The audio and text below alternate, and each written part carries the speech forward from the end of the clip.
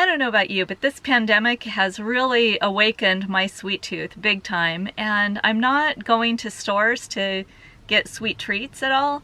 And so I am digging down into my old recipes that I used to make in an oven in my house, and I'm experimenting with making those things in my Instant Pot.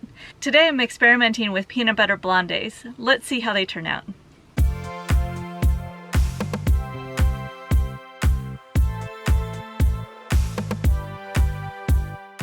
Okay, so I have everything out. I have my Instant Pot. I have my pot-in-pot inserts. So these are stackable. They've got a lid and they've got a rack, and I'll show you how that works.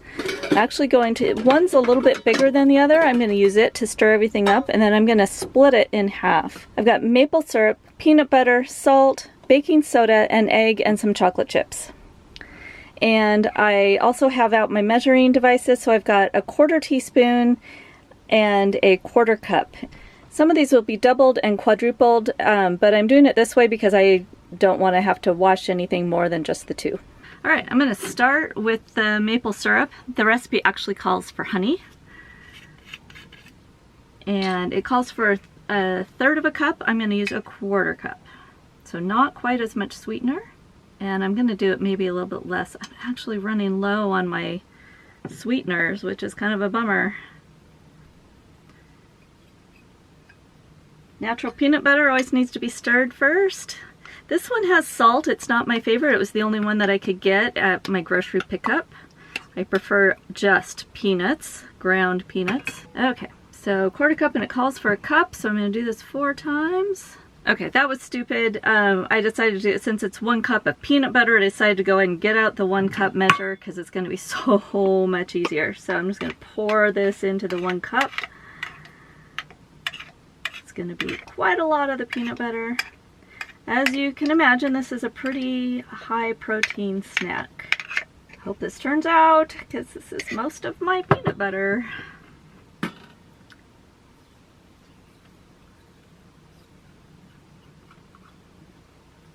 Alright, we've got the 1 egg.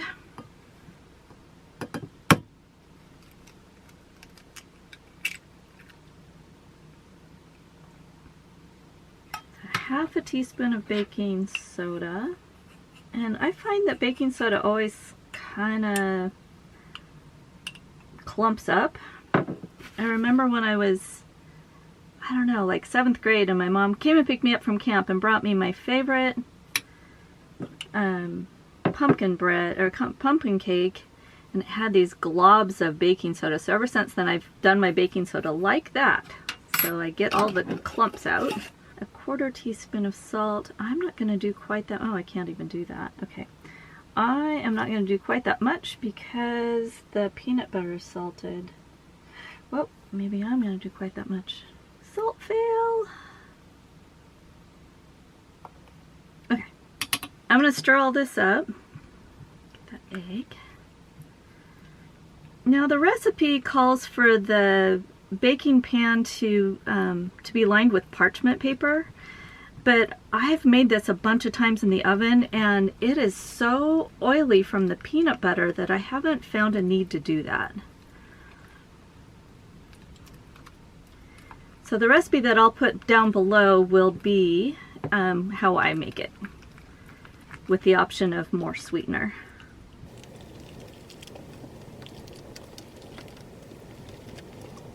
Chocolate chips. Calls for like half a cup of chocolate chips. That's the good part.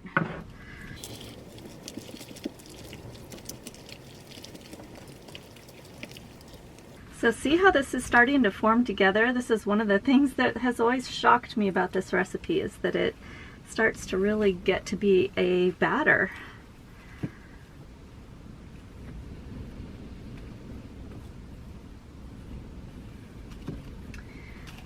And as I see this in the pan, I'm realizing that I don't think I need to separate it into 2. I think I can make it,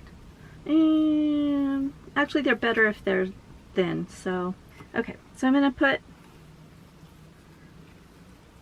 some of it in the other pan,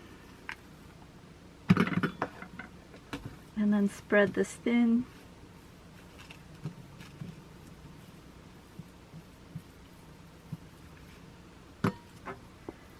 Hopefully this works. So leave me a comment if you have been craving certain things and let us know what you've been craving. And also, if you like to experiment with your cooking. I like to find a recipe. I think I'm going to put a little bit more in that one. I like to find a recipe that is close to what I'm thinking about and kind of follow it. So you're just going to smooth that out for the most part. And then you're going to put some tap water in the big pot. So I have like, I don't know, maybe a quarter of an inch. And then what I'm going to do is I'm going to just put the bigger one on top of the little one and put the lid on it, and then just grab this and stick it all in the pot. I am going to make sure that my whatever is on sealed. I don't want it vented, I want it sealed. This is the pin. We're gonna put this lid on the pot. We're gonna press down and twist.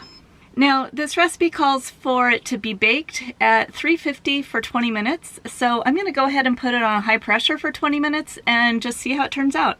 So I've got my lid on. I've got it set to seal, and of course the pin is down because we don't have any pressure yet. I'm gonna hit pressure, and I am going to go ahead and do it for the whole 30 minutes that the recipe called for. That's it. Once you have the time, you just let it go. It's going to eventually beep and start cooking. I figure people would be curious about the power usage, and so right now I'm at 93%. It's really hard to see because my monitor is crap. So that's the amount of battery I have right now, is 93%. This is going to pressure cook on high for 30 minutes, so I'll show you what it is at the end. Once it's done pressure cooking, it's going to say L, and then it's going to give you some time. It's also going to beep 5 times. At that point you can press cancel, and you can unplug it, and you can turn off your inverter. I'm going to check real quick and see how much power it used, keeping in mind, okay, so it's still at 93%.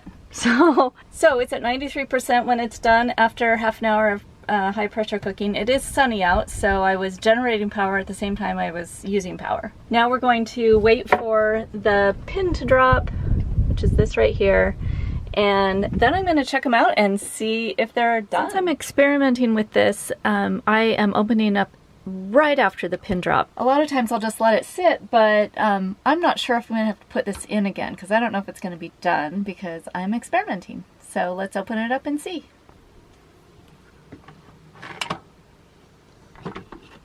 Remember that you can tip the water. Now this is a little trickier because I have to take that thing out too. So I'm going to put the lid in the handle like always. I'm going to pull this out, and I'm going to try to tip some of that water off of it. There we go. All right, let's see how it goes. Now, I am doing this and holding my camera, so let's see. Sorry for the bad camera work. It's the problem with being a one-person show. It's firm. So that's all I'm looking for, and it is going to taste so good. I love this cookie. And if you try this out, let me know how you like it. You might need, it could probably use another 5 minutes on high pressure. It could probably even do with another 10 minutes and be fine. But I think it's going to be good enough, and maybe next time I'll put in there to do it for 40 minutes instead. I forgot that this cookie falls apart when it's warm, so I started to cut it up and then I remembered. So I'm going to let them cool down. I don't know how well it'll cool down in here because it is 80 degrees in the van. But I'm going to let them cool down and then cut them up, and I know I'm going to enjoy these. Let me know in the comments below if you do decide to try these. The recipe is down below in the description, so grab that and see if you want to try them. These are gluten-free, refined sugar-free, really high protein cookies, and I think you're going to love them. This is Joni with TheGalavan. Enjoy your journey.